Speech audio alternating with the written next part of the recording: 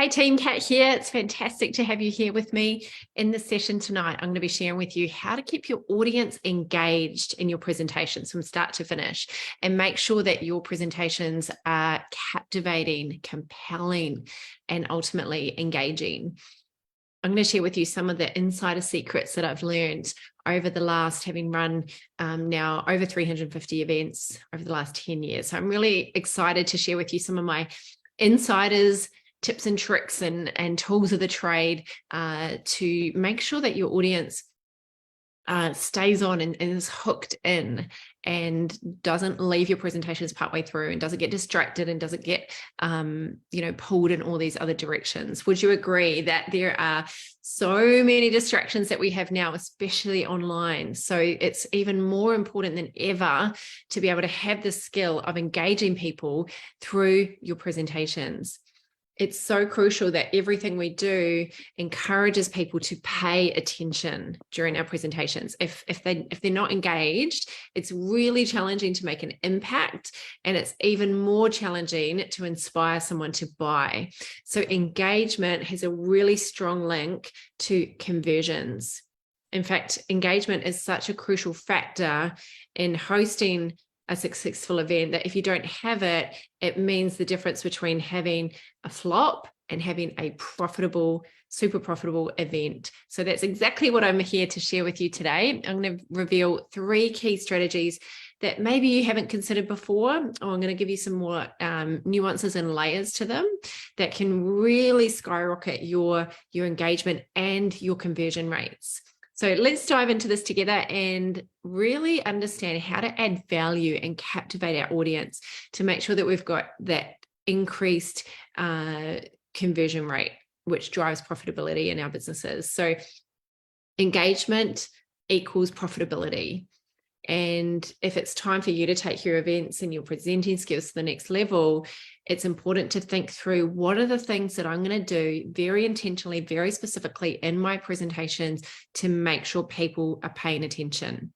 Otherwise, how are people going to shift?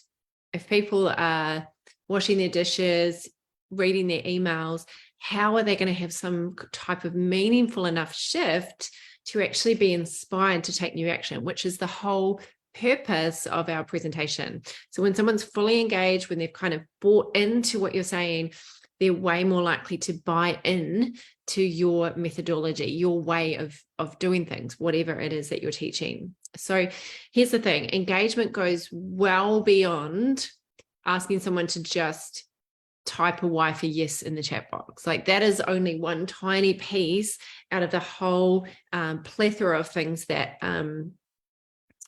keep people engaged. So if you're just running an event, speaking, and every now and then say, put a Y for yes in the chat box if you agree. Like if you just keep doing that, it gets exhausting and it gets annoying for your participants. So if we want to make sure that our events are engaging, it's not just about you feeling like you're ticking the box of engagement as a presenter, but that you're very strategic with 2 things. First of all, what you put in your actual content itself. And secondly, how you actually deliver that content. It's not about impressing people. It's about being strategic. And there's a reason why we need to make sure our events are engaging in order to drive more conversion. So I'm going to share 3 things with you. By the way, if you're here live, welcome. So great to have you with me live. Can you just drop a live, just drop the word live if you're here with me live. I always like to know who's joining me live. It's always great to have you here live. I really appreciate the interaction. So if you are able to drop some comments in the comments, I really appreciate it. And it means that Facebook shows this to more people. So please do drop your comments in the chat box as we go. I always check them as soon as I jump off. I always really enjoy reading your comments. So please make it interactive. So a lot of people focus so much on just their content for their events that they forget these other crucial aspects for making sure that their audience is engaged. There are a lot of different ways to get engagement. In this video, I'm going to share 3 of them. but there are many, many ways. So engagement is something I teach a lot about in my programs, and also like in my online events accelerator program, and also I'm going to be sharing about it in my upcoming workshop, how to grow your business with online events. So if you haven't already heard of that, it's a free live online workshop happening on the 9th and the 13th of May.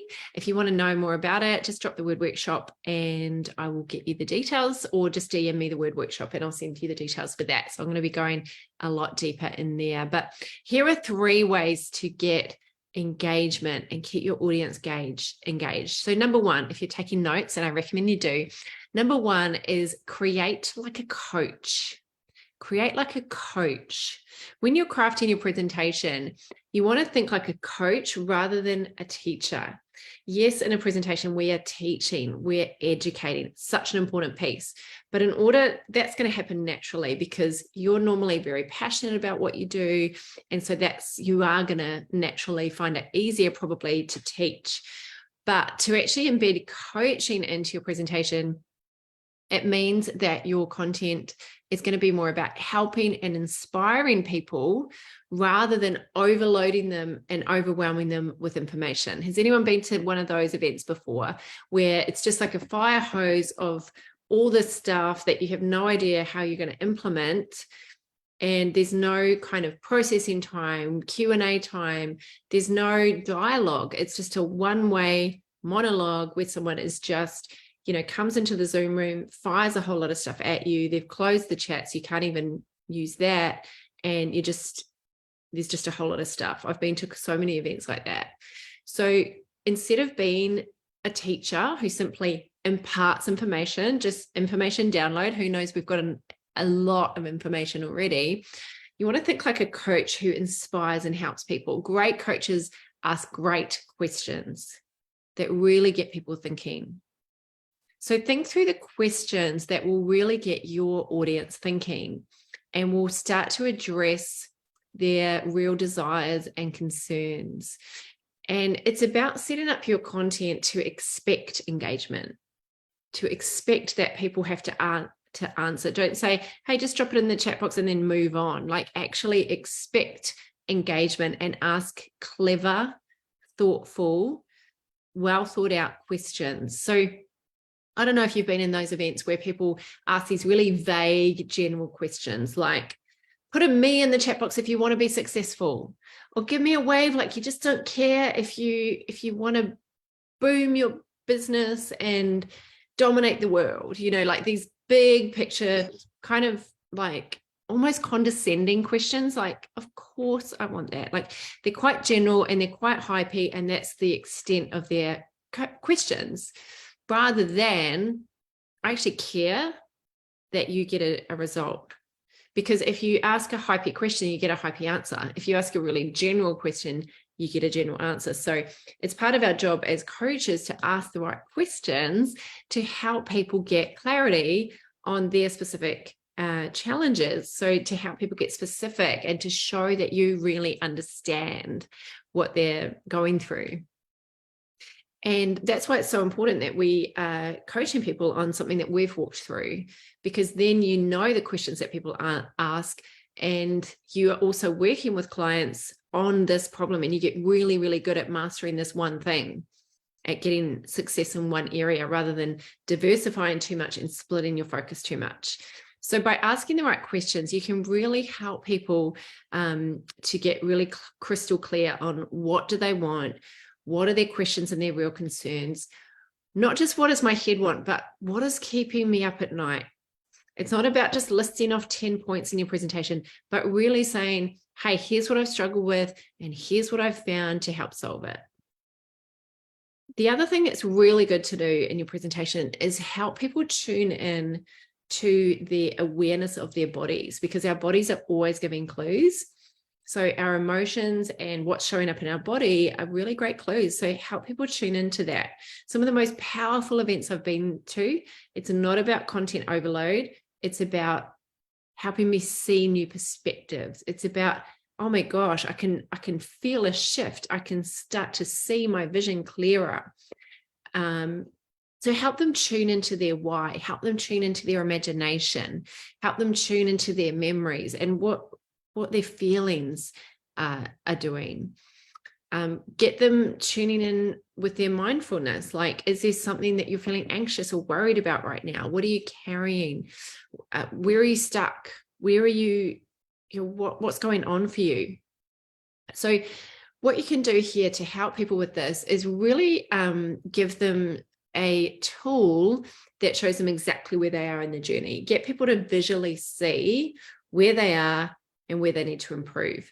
So every single one of my online events, there is some type of check-in, whether it's like a progress report, a business health snapshot, an online events snapshot to just see where they are.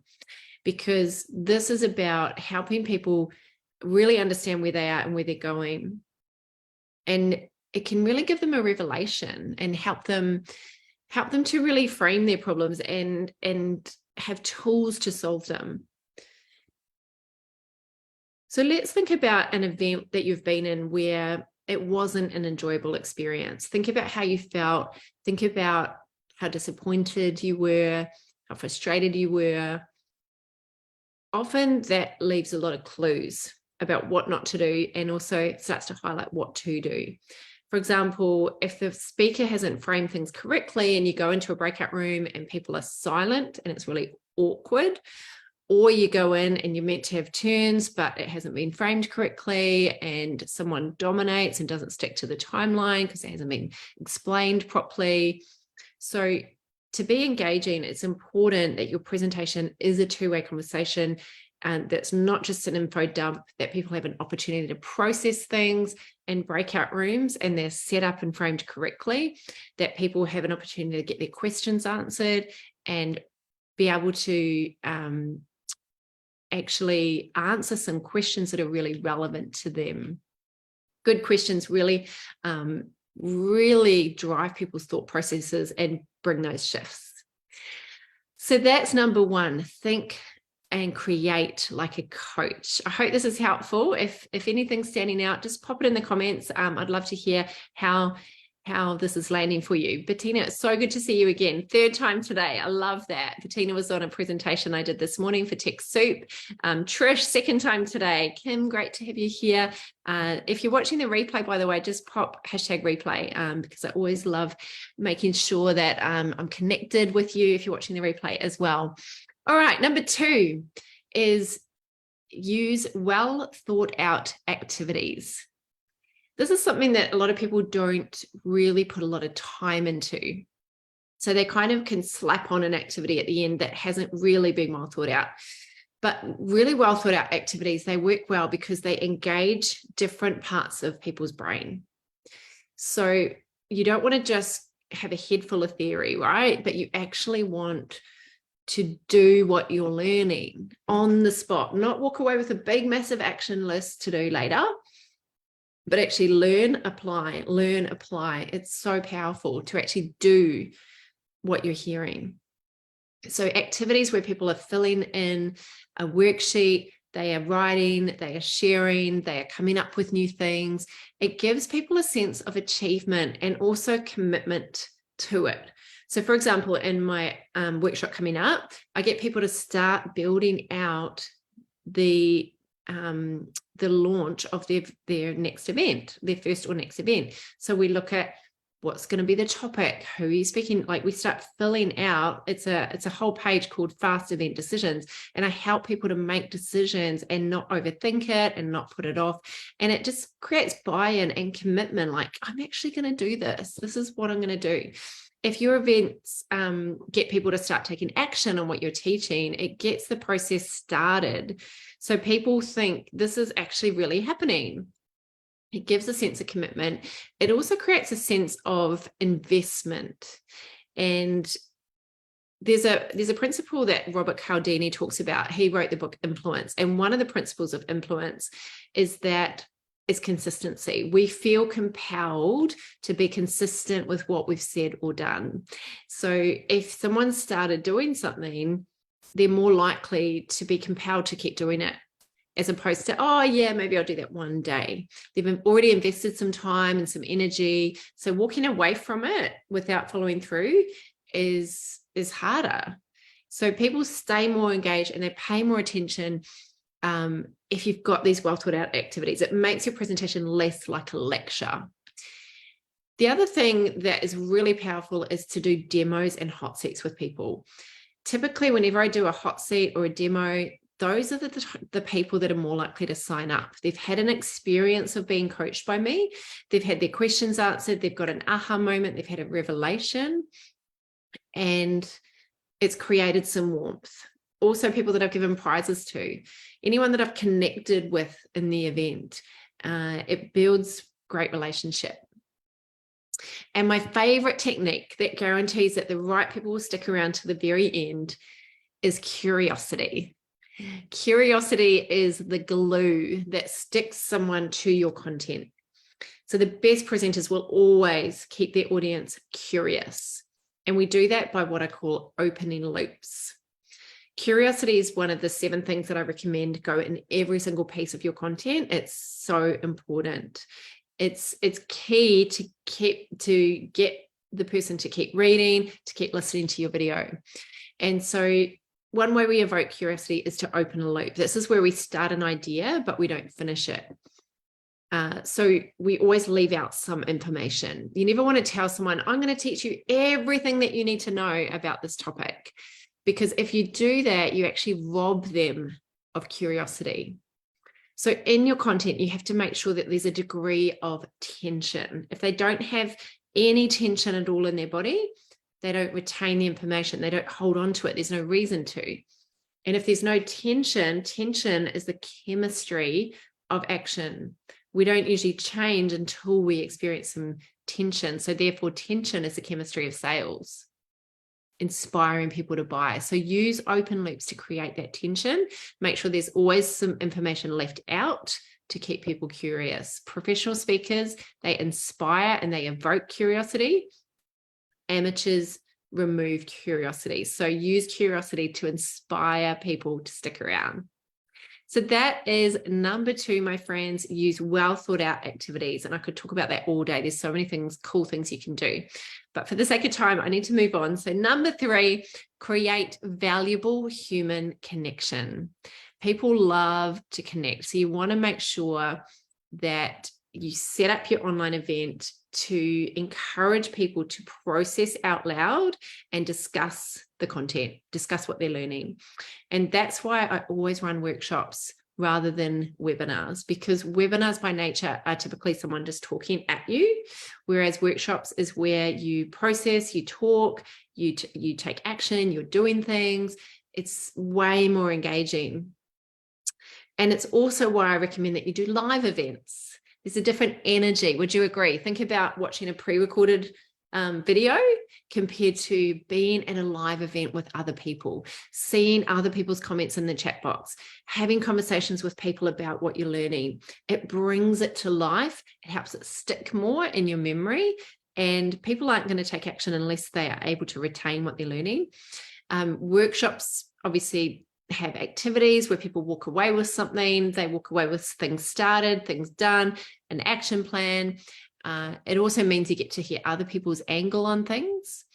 And if you know that you're going to go into a breakout room, or you're going to be potentially called upon for that last content piece to check in, like, what were you learning? You stay more alert. You don't get distracted. You don't go and put your washing out. You stay hooked in. So people buy into your content more because they know that they're going to discuss it. Another key thing is that it's the best way to sell group coaching, because you create the sense of community and belonging by helping people to feel part of a tribe. So if you're selling group coaching, the best way to sell it is from a group, not one-on-one. So I sell one-on-one, and I sell group through a group because it works better. The types of people that want to come to a group experience, they're the types of people that would sign up to a group program because they see the value, they appreciate the value of a group. And it also breaks up the monotony of just you speaking, and it keeps it real and it keeps it alive. People really like to observe how you interact, not just how you speak. They want to hear you answer questions on the spot. They want to be coached. They want to observe you coaching other people. So they get a real taste of what it's like to work with you. I watched a event recently where the lady was reading her notes the whole time. And when she jumped off, it was an interview. When she jumped off, the interviewer asked her a question, and the way she spoke when she answered that question was so different to when she was presenting, because she was reading notes and because it was more lecture style.